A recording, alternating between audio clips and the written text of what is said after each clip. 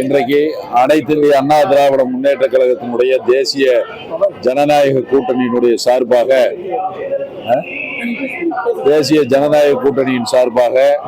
இன்றைக்கு அனைத்து இந்திய அண்ணா திராவிட முன்னேற்ற கழகத்தினுடைய வேட்பாளராக திருப்பூரினுடைய வடக்கு தொகுதிக்கு எங்களுடைய பொதுச் செயலாளர் அண்ணன் எடப்பாடியார் அவர்கள் இன்றைக்கு என்னை அறிவித்திருக்கின்றார்கள்.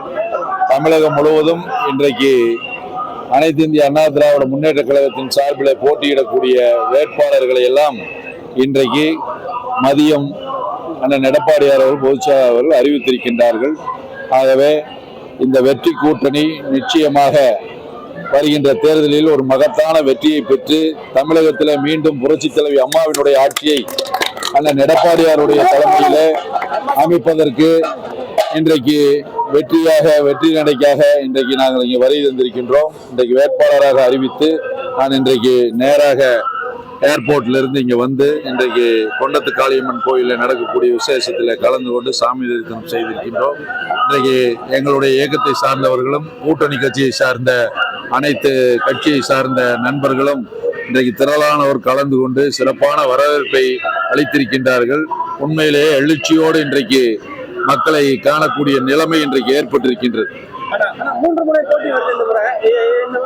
அதாவது 3 முனை போட்டியோ 4 முனை போட்டியோ எத்தனை முனை போட்டி வந்தாலும் மக்கள் இன்றைக்கு ஆட்சியில் இருக்கக்கூடிய திராவிட முன்னேற்ற கழகத்தை தூக்கி எறிய வேண்டும். அதற்கு மாற்றாக அனைத்து இந்திய அண்ணா திராவிட முன்னேற்ற கழகம் தான் ஆட்சியில அமர வேண்டும் என்று முடிவெடுத்து விட்டார்கள். அந்த அடிப்படையில இந்த தேர்தல் மிகவும் வெற்றி சிறப்பாக இருக்கும்.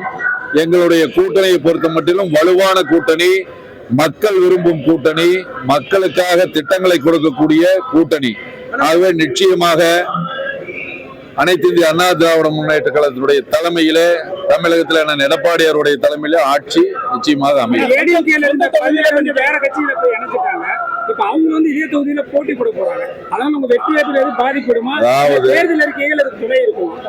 அதாவது எங்களுடைய தேர்தல் அறிக்கை சிறப்பாக எங்களுடைய பொதுச் செயலாளர் வருங்கால முதலமைச்சர் அண்ணன் எடப்பாடியார் அவர்கள் மக்களுக்கு என்ன தேவையோ அதை இன்றைக்கு முதலிலேயே தேர்தல் வாக்குறுதியை அளித்திருக்கின்றார்கள். இன்னும் எந்த கட்சியுமே தேர்தல் வாக்குறுதி முழுமையாக அறிவிக்கல.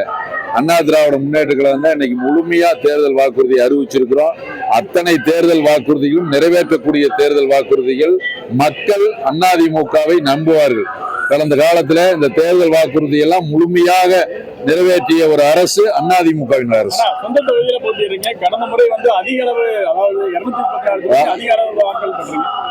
அதாவது போன தடவை இருந்த எழுச்சியை விட இந்த தடவை மிகவும் எழுச்சி அதிகமாக இருக்கு. மக்களிடத்திலும் சரி, எங்களுடைய தொண்டர்கள் இடத்திலும் சரி, எங்களுடைய நிர்வாகிகள் இடத்திலும் சரி எழுச்சி வந்து எல்லா ஊர்ல இந்த தொகுதி மட்டுமல்ல தமிழகத்தில் இருக்கக்கூடிய 234 தொகுதிகளிலும் இன்றைக்கு எழுச்சியாக இருந்து கொண்டிருக்கின்றது. அதுவே இந்த வெற்றிக்கு அறிகுறி என்பதை நாங்கள் உணர்கின்றோம். ஆகவே கடந்த முறை காட்டிலும் அதிகமான வாக்குகள் வித்தியாசத்தில் இந்த முறை நிச்சயமாக நான் வெற்றி பெறுவேன்.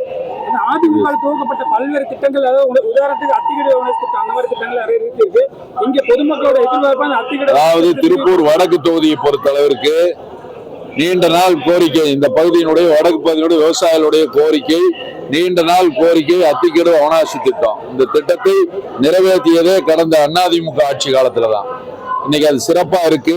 அதுபோல இன்னும் அந்த அத்திக்கடவை சார்ந்த போராட்ட குழுவினர் மீண்டும் பல கோரிக்கைகள் வச்சிருக்காங்க. விடுபட்ட குளங்களை எல்லாம் மீண்டும் எங்களுக்கு சேர்த்து அந்த தண்ணீரை வழங்க வேண்டும் என்று, அதையும் அண்ணா திராவிட முன்னேற்ற கழகத்தினுடைய ஆட்சி வந்தவுடன் முதலமைச்சராக பொறுப்பேற்றவுடன் அண்ணன் எடப்பாடியார் அவர்கள் நிச்சயமாக நிறைவேற்றி தருவார்.